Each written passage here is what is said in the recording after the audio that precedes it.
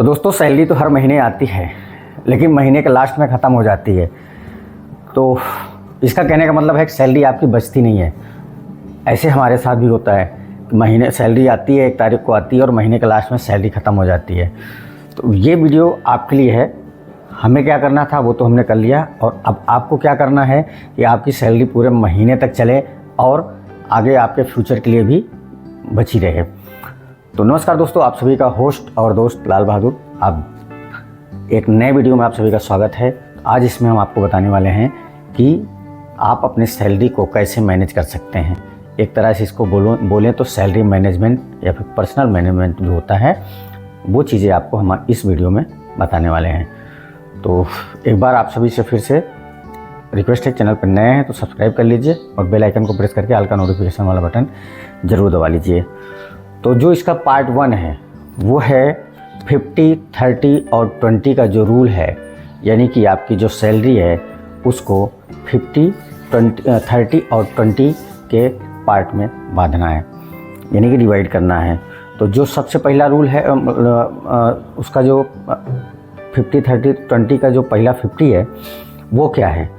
जो पहला 50 है ये वो खर्चे हैं जो ज़रूरी है, जिन्हें आप बचा नहीं सकते हो। जो करना है वो मतलब करना ही है। तो उसमें क्या क्या आता है, आपका किराया हो जाता है, खाना हो जाता है, बिजली पानी का बिल हो जाता है, और जो ज़रूरी ट्रैवल हैं वो हो जाते हैं, ज़रूरी बिल्स हैं जो अदर और बिल्स हैं, मोबाइल के हो गए या फिर बाकी आजकल तो बहुत चीज़ें हैं उनका बिल है। और बच्चों की जो बेसिक चीज़ें हैं, आप शादीशुदा हैं, आपकी फैमिली है, आपके बच्चे हैं, तो जो उनकी बेसिक ज़रूरतें हैं, कापी किताब और बाकी छोटी मोटी ज़रूरतें जो रोज़मर्रा की लाइफ में लगते हैं, वो आपको देने पड़ेंगे। उसमें आपकी 50% सैलरी आपके एक जीवन यापन में खर्च हो जाती है। और फिर बचती है 30%। 30% सैलरी को आप इच्छाएँ यानी कि वांट्स, इसमें आप खर्चे के लिए बचा सकते हैं। और ये जो होता है, जैसे बाहर खाना खाने जाना, शॉपिंग करना, मूवी देखना और वीकेंड ट्रिप प्लान करना, और ऑनलाइन सब्सक्रिप्शन जो होते हैं, जैसे कि आप वाईफाई लगवा रखे हैं या फिर आप जो प्रीमियम वाले बाकी और काफ़ी वो आते हैं, OTT प्लेटफॉर्म आते हैं, उनको आप सब्सक्राइब कर रखे हैं। तो ये चीज़ें ऐसी होती हैं जो आपके लाइफ में ज़रूरी नहीं होते हैं। अगर आपको बाहर खाना जाना है तो ज़रूरी नहीं है, उसे आप अवॉइड करिए, वहाँ से आपका पैसा बचेगा। शॉपिंग आपको जो ज़रूरी है मतलब जो पहले वाले में हमने आपको डिस्क्राइब किया 50% वाले में, उसमें जितने भी पार्ट मतलब जितने भी ज़रूरत की चीज़ें हैं वो उसमें आप कर सकते हैं। शॉपिंग आप ज़्यादा मत करिए, वहाँ से आप बचा सकते हैं। मूवी आप अगर आप सिनेमा घरों में जाकर देखते हैं, पूरा परिवार सहित जाते हैं, तो वहाँ भी आपके खर्चे पड़ते हैं। अगर आप हर महीने जाते हैं या फिर महीने में 2 बार जाते हैं तो वो आपके जेब पर भारी पड़ने वाला है। और फिर उसके बाद आ जाते हैं वीकेंड ट्रिप। अगर आप वीकेंड में कहीं का प्लान कर रहे हैं, कहीं ट्रिप कर रहे हैं, कहीं जाने की सोच रहे हैं, ये भी आपके लिए सबसे ज़्यादा खतरनाक है। ये भी करना उचित नहीं होता है। उचित नहीं होता मतलब ये वांट्स हैं, इच्छाएँ हैं। अगर आप थोड़ी सी अपनी इच्छाओं को दबाएँ तो ये चीज़ें आप बचा सकते हैं। और फिर आ जाते हैं ऑनलाइन सब्सक्रिप्शन, जैसा कि अभी हमने आपको बताया कि जैसे OTT प्लेटफॉर्म है, वाईफाई और जो टीवी के सब्सक्रिप्शन होते हैं, ये सारी चीज़ें आप इनको अवॉइड कर सकते हैं। जो एक नॉर्मल टीवी के चैनल आते हैं उस पर आप अपना काम चला सकते हैं। बाकी OTT प्लेटफॉर्म तो प्रीमियम होते हैं, इनका क्या मतलब है, ये चीज़ें आप वहाँ से बचा सकते हैं। अब आते हैं 20%। 20% वो होता है जो आपकी लाइफ की सेविंग होती है। 20% जैसे इमरजेंसी फंड हो गया, SIPR म्यूचुअल फंड हो गया, और FD RD हो गया, और रिटायरमेंट फंड हो गया, और गोल बेस्ड सेविंग हो गया।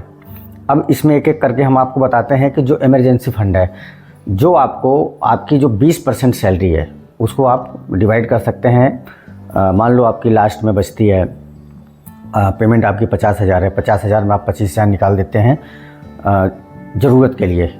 और फिर 30% आपकी जो बचती है उसमें आप कर सकते हैं कि 30% में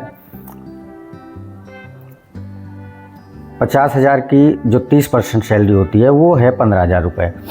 अब 15,000 रुपये में आप अगर कोशिश करें तो 15,000 में कम से कम 10,000 रुपये बचा सकते हैं।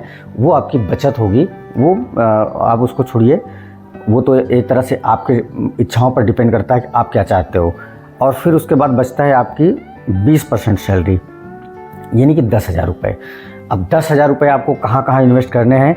10,000 रुपये जो है वो एक इमरजेंसी फंड के तौर पर आप उसमें से कुछ हिस्सा सेव कर सकते हैं, और कुछ हिस्सा जो है वो आप SIP या फिर म्यूचुअल फंड में डाल सकते हैं, और FD RD कर सकते हैं कुछ हिस्सा।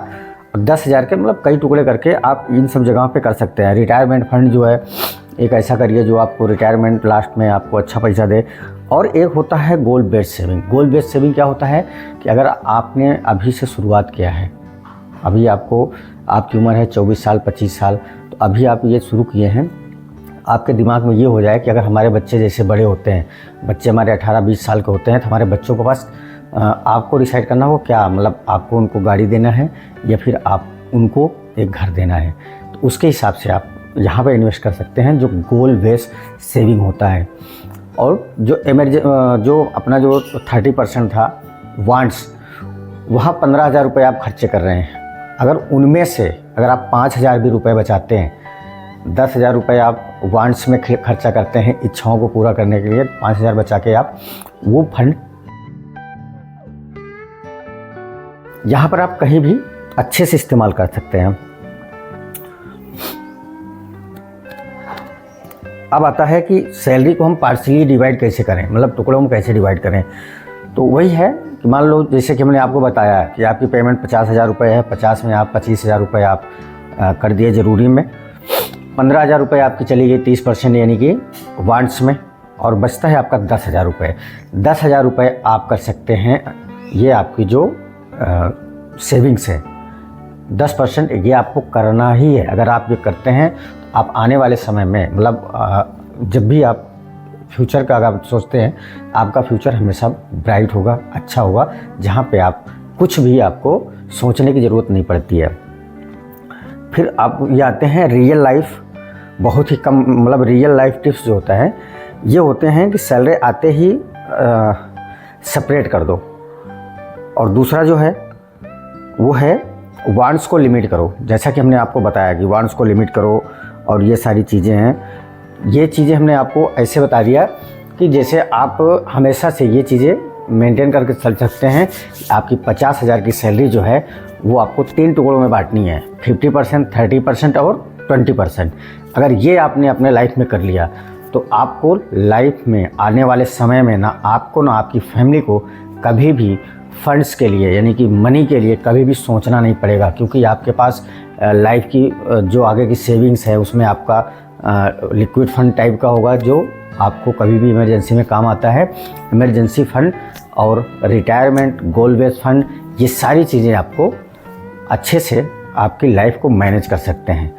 और जब जेब में पैसा होता है, जब अपने पास सेविंग होती है तो हमारा दिमाग भी काम करता है। जब सेविंग नहीं होती है तो दिमाग जो है काम करना बंद हो जाता है। तो दोस्तों, आज का ये वीडियो आपको कैसा लगा कमेंट में ज़रूर बताइएगा। चैनल पे नए हैं तो चैनल को सब्सक्राइब करके जाइएगा, और बेल आइकन को प्रेस करके ऑल का नोटिफिकेशन वाला बटन दबाना नहीं भूलिएगा, क्योंकि उससे ही आपको हमारे आने वाले वीडियो के नोटिफिकेशन मिलते हैं। तो दोस्तों, मिलते हैं एक बार फिर से एक नए वीडियो में, तब तक के लिए जय हिंद।